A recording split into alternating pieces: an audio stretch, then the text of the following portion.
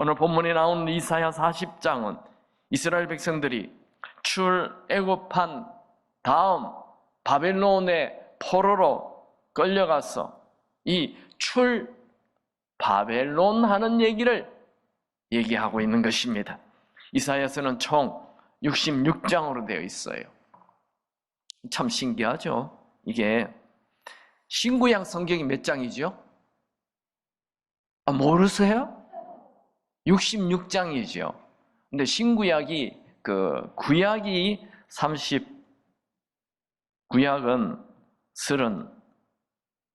구약이 39장이죠. 신약은 몇 장입니까? 27장이죠. 이게 이 이사야서가 이렇게 구분이 되어 있어요. 1장에서 39장까지가 일부예요. 일부. 그리고 40장에서 66장까지 잘못됐네. 66장까지가 2부예요. 그래서 앞에 39장은 구약과 비슷하게 심판을 얘기해요. 또 뒤에 27장은 신약과 비슷하게 은혜를 얘기해요. 너무 이 이사야서가 아주 절묘하게 그렇게 일부러 그렇게 만든 것 같아요. 여러분들이 좀 어렵습니까? 힘듭니까? 그러면 우리가 구약을 보면 좀 마음이 힘들잖아요. 신약을 보면 마음이 좋아지죠. 여러분 인생을 살다가 좀 어렵다 그러면 이사야서 2부 40장에서 66장까지를 좀 읽어보십시오.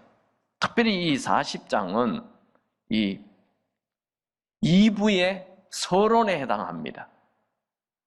그래서 우리가 이사야 40장부터 쭉 읽을 때 마음에 큰 위로와 열정과 회복을 가질 수 있게 됩니다. 여러분, 오늘 우리는 이사야 40장을 보게 됩니다. 40장 1절 말씀을 읽어볼까요? 너희의 하나님이 이르시되 너희는 위로하라. 내 백성을 위로하라. 하나님은 우리의 아픔을 구경만 하고 있는 분이 아니에요.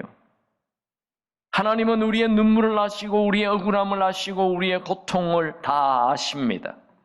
하나님은 광야의 길을 내시는 분이며 사막에 강을 내시는 분이십니다. 깊은 골짜기를 다 메우시고 높아진 산마다 평지가 되게 하시는 분이 하나님이십니다. 지금 이스라엘 백성들은 바벨론 포로로 끌려가서 70년 포로 생활을 하고 지내고 있어요. 내일에 대한 아무런 희망이 없어요. 그들은 자신들의 고향인 예루살렘에 돌아갈 수 있는 확률 0%입니다. 그 당시 바벨론은 세계를 지배하는 대제국이죠. 예루살렘은 이미 70년 전에 바벨론의 침공으로 다 무너졌고 그나마 살아남은 사람들은 지금 바벨론 땅에 포로로 끌려가서 살고 있어요. 그들에게 무슨 미래가 있고 무슨 희망이 있겠습니까? 그런데 하나님은 지금 이사야를 통해서 위로의 말씀, 희망의 말씀, 열정의 말씀을 하고 있습니다. 지금 이스라엘 사람들은 바벨론의 포로로 희망을 버리고 하루하루 힘들게 버티고 있어요. 그들은 사는 것이 다 고통이었습니다. 물론 처음에는 하나님을 찾고 기도도 하고 했겠죠. 기대를 있었죠. 그러나 포로 생활이 10년, 20년, 30년, 70년이 되니까 하나님이 계신가 의심하며 삶을 그냥 다 내려놨어요. 여러분, 우리는 지금 고작 3년째 이 코로나인데도 벌써 포기한 분들이 있어요. 아닙니다. 우리는 아무리 어려워도 희망을 가져야 합니다. 혹시 여러분 중에 하나님을 믿기는 하지만 내 문제가 너무 크게 보이는 분이 있습니까? 기도는 했지만 내 상황이 전혀 좋아지지 않아서 기도를 포기한 분이 있습니까? 처음에는 뜨겁게 신앙생활하다가 지금 다 식어버린 신앙생활을 하는 분이 있습니까? 하나님은 하나님을 향한 기대를 버린 자에게 찾아오셔서 말씀하십니다. 내가 너를 위로하기를 원한다. 내가 너의 사막에 길을 내기 원한다. 내가 너의 골짜기를 다 메우고 너의 앞길을 막는 산지를 평지가 되게 해주기를 원한다. 그러니 다시 희망을 가지라. 그러니 다시 열정을 가지라. 다시 높이 날아오르라. 여러분, 하나님을 믿는 자에게는 반드시 광야의 길이 나오고 사막의 강이 흐릅니다. 이건 제 말이 아니에요. 이사야 43장 18절 19절 다 같이 읽습니다. 너희는 이전 일을 기억하지 말며 옛날 일을 생각하지 말라. 보라, 내가 새 일을 행하리니 이제 나타낼 것이라. 너희가 그것을 알지 못하겠느냐? 반드시 내가 광야의 길을 사막의 강을 내리니. 여러분, 어려움이 있다고 절대로 절망 속에 빠지지 마십시오. 어리석은 사람은 어려움에 빠져서 미래를 개척할 생각을 하지 않는 사람이 어리석은 사람이에요. 여러분이 하나님을 믿는 사람이라면 아무리 어려운 상황에서도 희망을 가지고 열정을 가지시기 바랍니다. 정말 하나님은 바벨론 땅의 포로로 40, 70년의 세월을 보내는 이스라엘 백성들을 바벨론 시키고 광야에서 길을 내고 고향 예루살렘에 돌아가게 하셨습니다. 이것은 이스라엘 백성들이 힘을 모아서 군대를 일으켜서 한 것이 아닙니다. 하나님께서 바벨론을 페르시아 제국에 멸망시키게 하고 페르시아의 왕 고레스 왕의 마음을 움직여서 고레스 왕이 이스라엘 백성들 다 돌아가라 말하여서 돌아가게 된 것입니다. 그러므로 우리는 현실이 아무리 어려워도 다시 높이 날아오를 오를 생각을 가져야 합니다. 생각을 바꾸지 않으면 인생은 바뀌지 않습니다. 여러분, 하나님은 우리가 아무리 많은 실패를 했다 하더라도 하나님은 여전히 우리를 위한 크신 계획을 가지고 계십니다. 여러분, 우리가 꼼짝달싹할 수 없는 어려운 상황에서 높이 날아오르려면 어떻게 해야 합니까? 첫 번째로, 높이 날아오르려면 하나님을 바라보아야 합니다. 말씀 봅시다. 이사야 40장 31절 다 같이 읽습니다. 오직 여호와를 앙망하는 자는 새 힘을 얻으리니 독수리가 날개치며 올라감 같을 것이요 다른 박질하여도 곤비하지 아니하겠고 걸어가도 피곤하지 아니하리로다. 여기에 이 앙망한다라는 단어는 카바라는 단어인데 이 카바라는 이 히브리어는 희망을 가지고 계속 바라보고 계속 기다리는 것. 이것을 카바, 앙망한다라는 뜻입니다. 그런데 조건이 있다면 희망을 가지고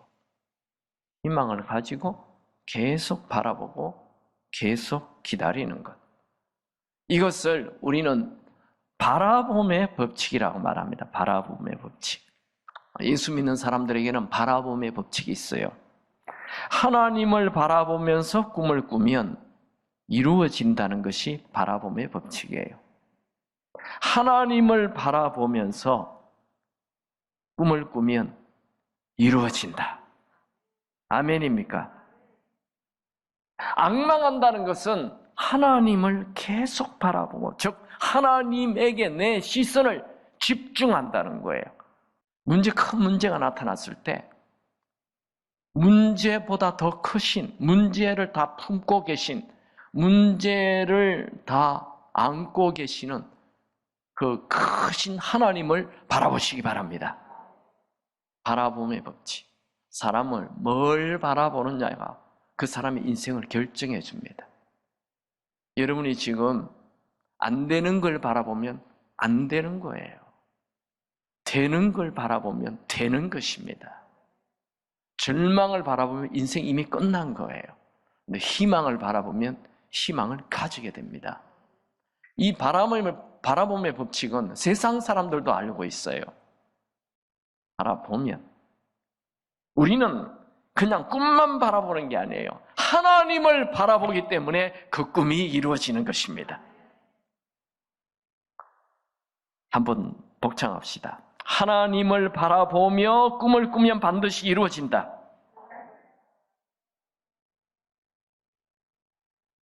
아멘입니까? 여러분, 주변 사람들을 바라보면 실망하게 됩니다.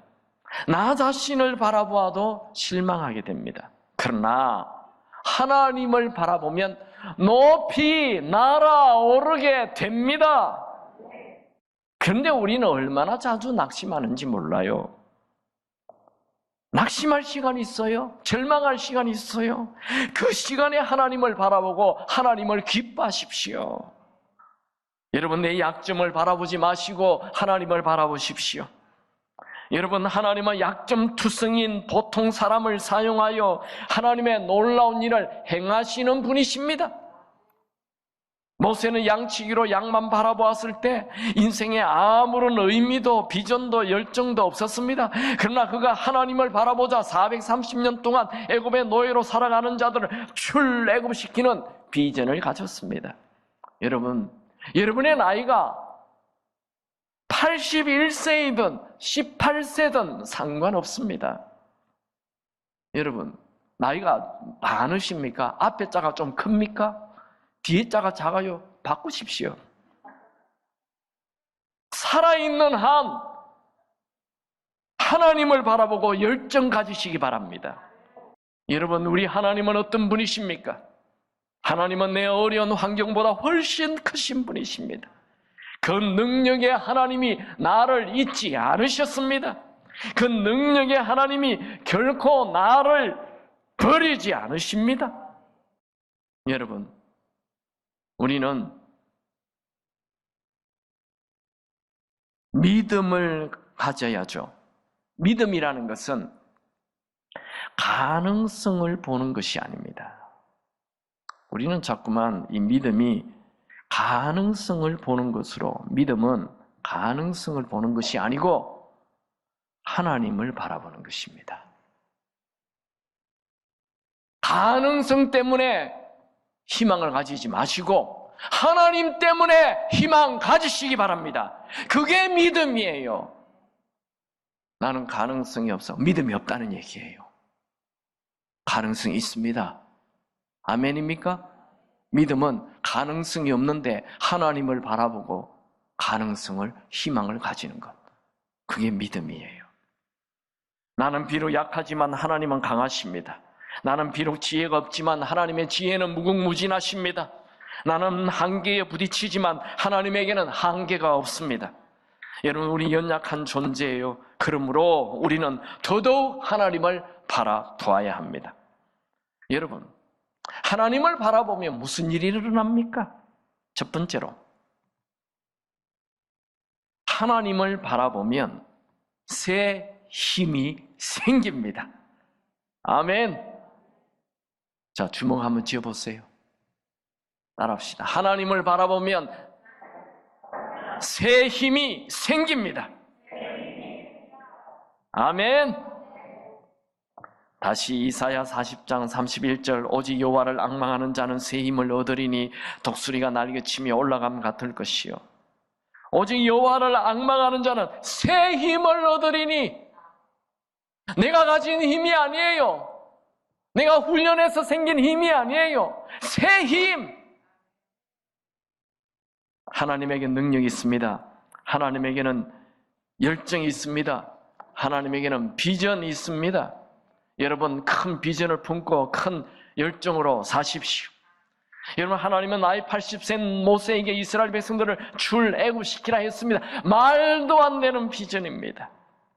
여러분, 하나님은 우리가 말도 안 되는 비전을 품으시길 원하십니다. 이 새해에 말도 안 되는 큰 꿈을 꾸십시오. 주변 사람들이 너 미쳤구나, 그런 꿈을 꾸시기 바랍니다. 우리 하나님은 크신 분이십니다. 그런데 하나님의 자녀인 우리는 꿈이 너무 작아요. 학교 선생님이십니까? 교장님이 될 꿈을 꾸십시오. 의사입니까? 병원 원장님이 될 꿈을 꾸십시오. 부모입니까? 자녀들을 다윗처럼 에스더로 키울 꿈을 꾸십시오. 그림을 그립니까? 세계적인 렘브란트 화가가 될 꿈을 꾸십시오. 글을 쓰십니까? 톨스토이 같은 세계적인 대문호가 될 꿈을 꾸십시오. 연주를 합니까? 온 세계에 찬양하는 연주자가 될 꿈을 꾸십시오. 몸이 아픕니까? 높은 곳을 뛰어다니는 사슴 같은 노루 같은 발이 될 것을 꿈을 꾸십시오. 여러분 중에 꿈이 시들해지고 열정이 식어진 자가 있다면 하나님을 바라보시기 바랍니다. 그러면 열정이 생기고 비전이 생기고 새 힘이 생길 것입니다. 한번 복창합시다. 말도 되지 않은 꿈을 꿉시다. 아멘. 말도 되지 않는 꿈을 꾸십시오. 그 꿈을 얘기하자 아내가 당신 미쳤구나. 그런 꿈을 꾸시기 바랍니다. 돈도 안 드는데 꿈도 못 꿔요? 꿈 꾸십시오. 아멘. 두 번째로 하나님을 바라보면 무슨 일이 일어납니까? 하나님을 바라보면 피곤하지 않습니다. 여러분, 세상 사람 바라보지 마십시오. 사람 바라보면 다 다칩니다. 사람 보면 다 실망합니다.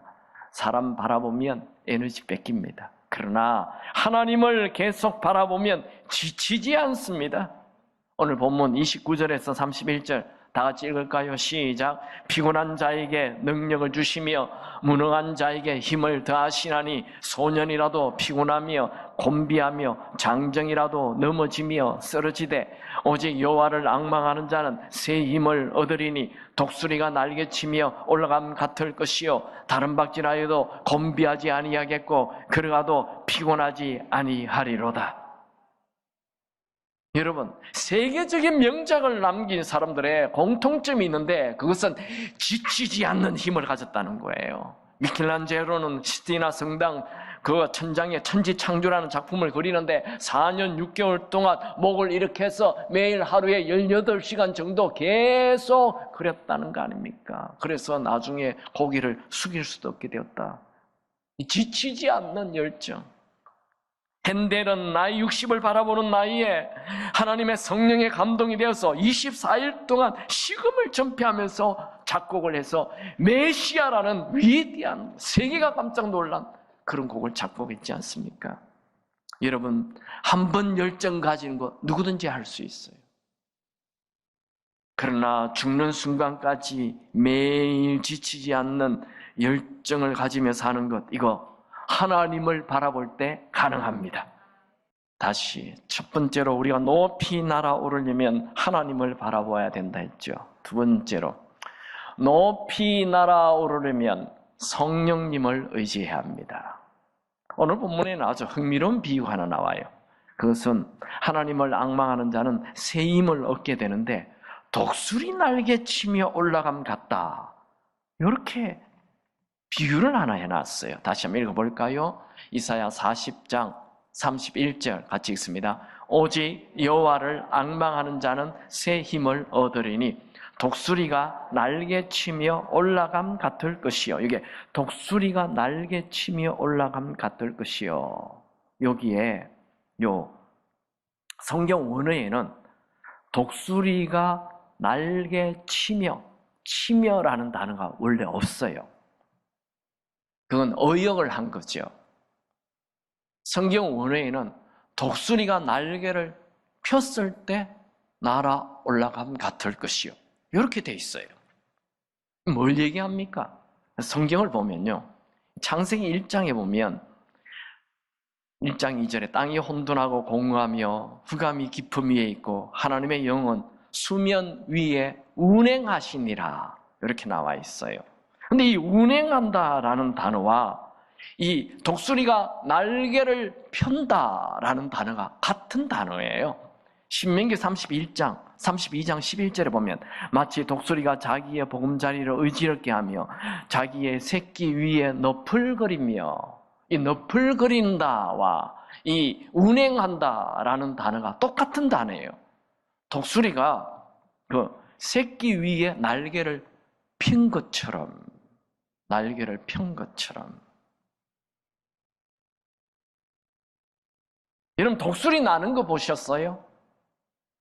저는 중국 내몽고에 갔을 때 높은 곳에 독수리가 촥 이렇게 펴고 있는 거 봤고, 또 이번 얼마 전에 TBS 갔을 때 사천까지 올라갔거든요. 고도 사천에 올라갔는데 독수리 떼들이 그 사천, 우리 이제 차 타고 이렇게 지나가는데 계곡으로, 근데 사천 되는데 이렇게 탁 수십 마리가 날개를 쫙 펴고 있는 거예요.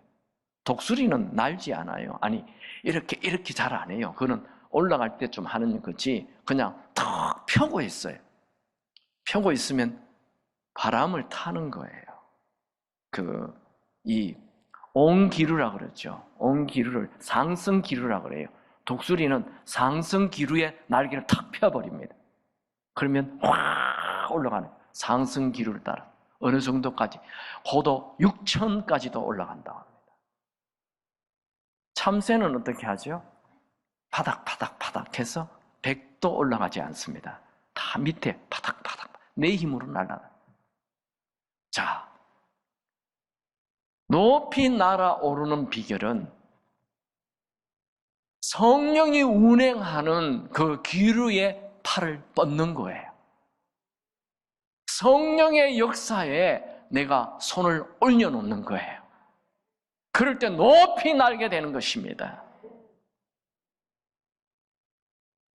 여러분, 높이 나르고 싶습니까? 그렇다면 내 힘으로만 파닥거리는 참새처럼 살지 말고 성령의 바람을 타야 됩니다. 여러분, 인생의 모든 문제를 내가 해결하려고 발부둥 치고 있습니까? 여러분에게 험담 많은 자를 찾아가서 따지고 앉아 있습니까? 돈 문제 해결하기 위해 여기저기 구걸하고 있습니까? 그렇다면 쉴 새 없이 날개를 파닥거리는 참새입니다. 여러분, 내 인생은 내 힘으로만 살면 참새 같은 인생이 됩니다. 아무리 해도 높이 날 수는 없습니다. 성령님은 우리를 독수리처럼 높이 날게 해주십니다. 여러분, 내 힘으로만 살려고 하는 삶의 긴장을 풀고 우주를 다스리시고 우리를 다스리시는 성령의 도움을 구하십시오. 모세가 이스라엘 백성들을 데리고 출애굽할 때 홍해가 앞에 가로막고 있었죠. 애굽 군인들이 쳐들어오는 큰 위기를 맞았습니다. 따라오는 이스라엘 백성들은 모세를 향해 불평불만하고 하나님을 원망했죠. 그들은 자신의 힘으로만 살려는 참새에 불과한 사람들입니다. 모세는 달랐어요. 모세는 믿음으로 외쳤어요. 여호와께서 너희를 위하여 싸우시리니 너희는 가만히 있을지어다 하며 홍해에 손을 내밀자 큰 동풍이 불어서 바다를 갈라 길을 내었어요. 출애굽기 14장 21절, 모세가 바다 위로 손을 내밀매 여호와께서 큰 동풍이 밤새도록 바닷물을 물러가게 하시니 물이 갈라져 바다가 마른 땅이 된지라. 이게 큰 동풍이라고 되어 있죠. 여기에 학자들이 번역을 해놨어 그래요. 학자들은 굉장히 합리적인 생각을 가지고 있어요. 근데 원어에는 큰 루아흐라고 나와 있어요. 루아흐는 번역을 성령으로도 번역할 수 있고 바람으로도 번역할 수 있습니다. 큰 동풍이 불어서 이 홍해 바다를 갈랐다. 아무리 바람 불어봐요. 바다가 갈라지나? 아무리 태풍이 와도 바다는 갈라지지 않습니다. 여기에 큰 동풍이라는 것은 큰 성령의 바람을 얘기하는 것입니다. 성령의 바람이 불면 홍해도 갈라지는 것입니다. 성령의 바람이 불면 여러분의 모든 문제가 사라지는 것입니다. 성령의 바람, 성령의 역사. 여러분, 우리가 의지할 것은 우리 실력이나 직장이 아니라 성령 하나님이십니다. 성령 하나님은 지금도 연약한 우리를 도우십니다. 오늘 성령의 바람이 여러분에게 불게 되기 바랍니다. 성령께서 도우셔서 순식간에 독수리처럼 높이 날아오르게 되기 축원합니다.